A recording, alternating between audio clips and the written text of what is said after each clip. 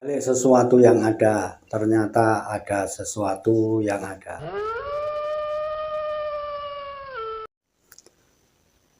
Tetangga kita ini, sebut saja si Polan, orangnya miskin sekali. Tiap hari kerjanya nggak jelas, sementara anak-anaknya ini juga masih kecil-kecil. Pada suatu saat, yang namanya orang itu nggak tahu takdir, rezeki, lahir, mati, jodoh, itu semua ada dalam kekuasaan Tuhan Yang Maha Kuasa.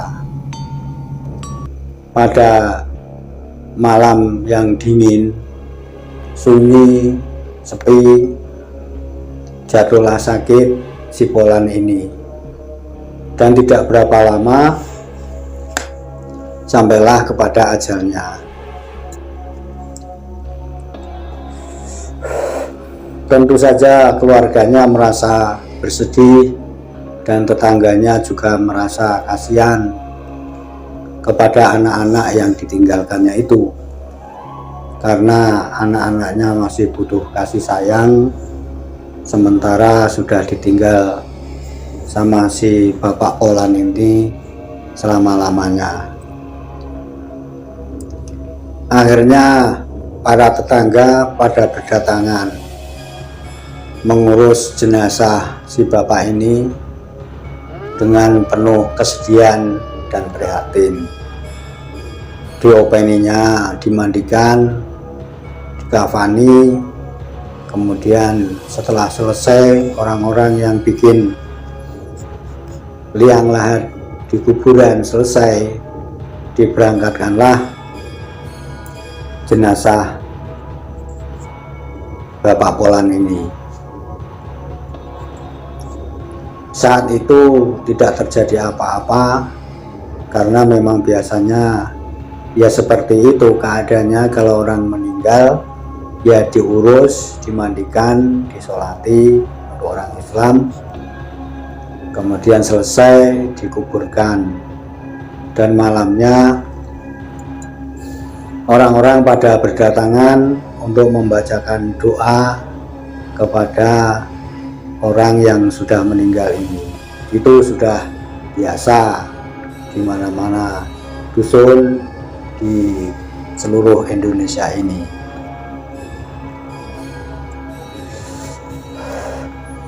Tapi waktu itu kebiasaan kalau di kampung baca doa untuk si mayit ini 3 hari, ada juga 7 hari, bahkan ada yang sampai 40 hari.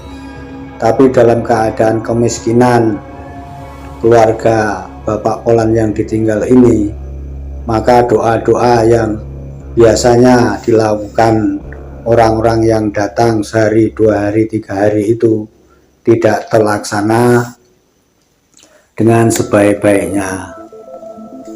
Maka saat malam tiba, orang-orang yang mau datang ini juga bertanya-tanya, ini akan ada doa bersama atau enggak. Begitu masing-masing pada saling tanya-menanya, karena di samping si Bapak Polan ini orangnya tidak mempunyai atau berada, juga rumahnya kecil sekali, jadi tidak bisa untuk menampung begitu banyak orang bila mengadakan acara doa bersama. Dan kebetulan juga saudara-saudaranya si Bapak Polan ini memang tidak ada, cuma tetangga-tetangganya itu yang membantu ya sebisanya. Sehingga ketika acara malam itu harusnya dilakukan, malam itu tidak ada sama sekali orang-orang yang berdatangan dan membaca doa untuk si mayit. Itu terjadi sampai beberapa malam. Orang-orang merasa kasihan tetangganya, oh iya kasihan orang meninggal kok nggak dibacain doa. Tapi juga maklum, sebab memang keadaan keluarga yang ditinggalkan Bapak Polan ini memang orang tidak mempunyai.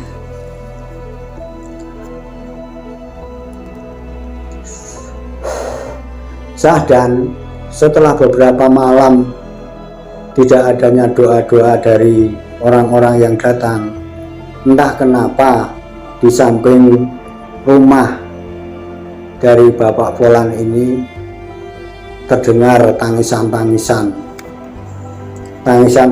yang amat menyayat, dan itu didengar tidak hanya satu orang tetangganya, tapi bahkan itu bisa dikatakan orang yang dekat rumah dengan rumah kematian ini mendengar hampir tiap malam.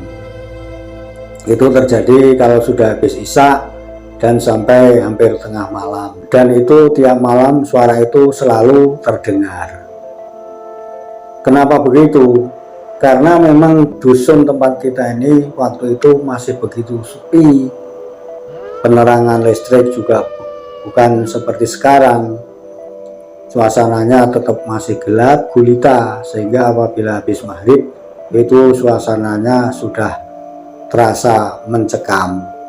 Apalagi ditambah barusan ada keluarga yang meninggal dunia. Hebohlah masyarakat mendengar kabar itu, dari satu mulut ke mulut yang lain, didengar telinga satu ke telinga yang lain.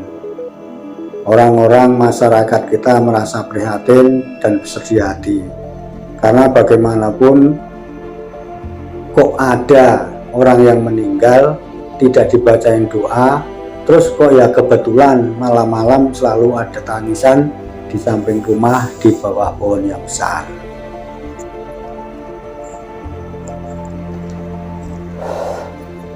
Anak istri yang ditinggalkan Bapak Polan ini justru tidak mengetahui tentang hal ini, karena memang bagaimana keadaan rumah tangga ya waktu itu memang dalam keadaan kemiskinan, sementara anak-anaknya yang masih kecil tentu kan nggak mikir seperti itu. Yang dipikirkan dalam hari-hari berikutnya untuk makan saja bagaimana,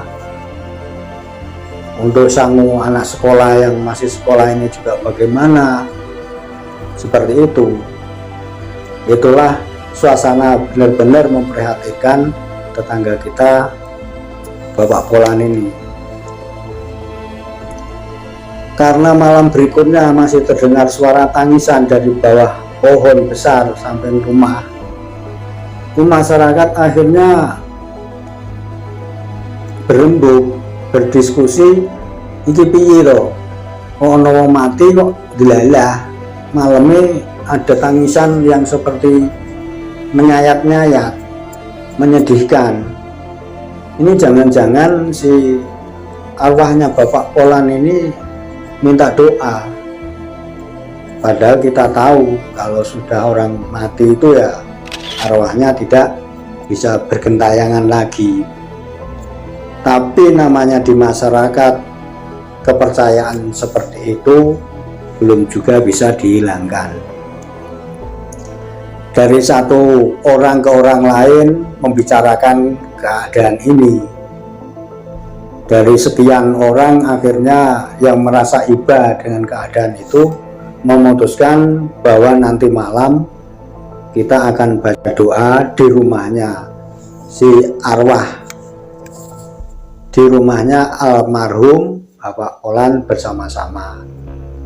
Soal biaya nggak usah dipikir, yang penting kita berkumpul baca doa seperti umumnya orang-orang kalau mati. Pokoknya kita lakukan, semoga saja tangisan-tangisan itu tidak terdengar lagi. Ketika habis isya malam berikutnya, orang-orang pada datang meskipun tidak diundang oleh keluarga almarhum orang yang meninggal ini.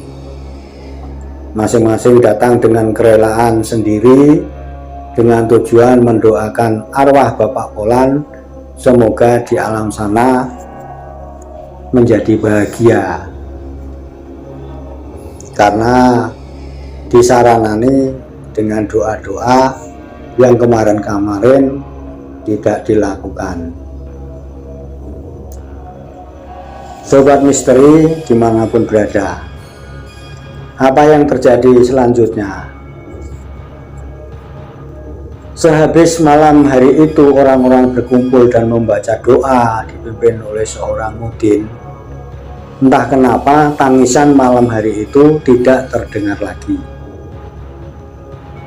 Maka besoknya orang-orang pada bercerita, kok semalam sudah nggak ada tangisan dari bawah pohon. Jangan-jangan ini doa kita ini sudah bisa jadi sangu untuk arwah Bapak Sipolan. Lantas malam berikutnya orang-orang masih datang lagi untuk membaca doa seperti kemarin, dan malam berikutnya, malam ketiga juga dibacakan seperti itu. Akhirnya entah karena apa, si tangisan orang yang menyayat-nyayat hati dan merintih-rintih di bawah pohon samping rumah si Bapak Polan sudah tidak terdengar lagi. Orang-orang merasa lega karena sudah tidak ada lagi gangguan yang kalau malam mereka dengar dari dalam rumah. Mereka merasa puas dan merasa lega hati dan berdoa semoga arwahnya si Bapak Polan ini diterima di sisi Tuhan Yang Maha Kuasa, diampuni semua kesalahannya dan diterima amal-amal baiknya. Sobat misteri dimanapun berada, ini hanya cerita tetangga kita yang itu sudah terjadi beberapa puluh tahun yang lampau. Tapi dari peristiwa ini mungkin ada kesimpulan bahwa orang yang meninggal dunia dari agama apapun perlu dirumat sebagaimana layaknya manusia. Diopeni, dibersihkan sebelum dikubur, dan diberikan doa-doa supaya arwahnya di sana tenang di alam baka. Di balik sesuatu yang ada, ternyata ada sesuatu yang ada.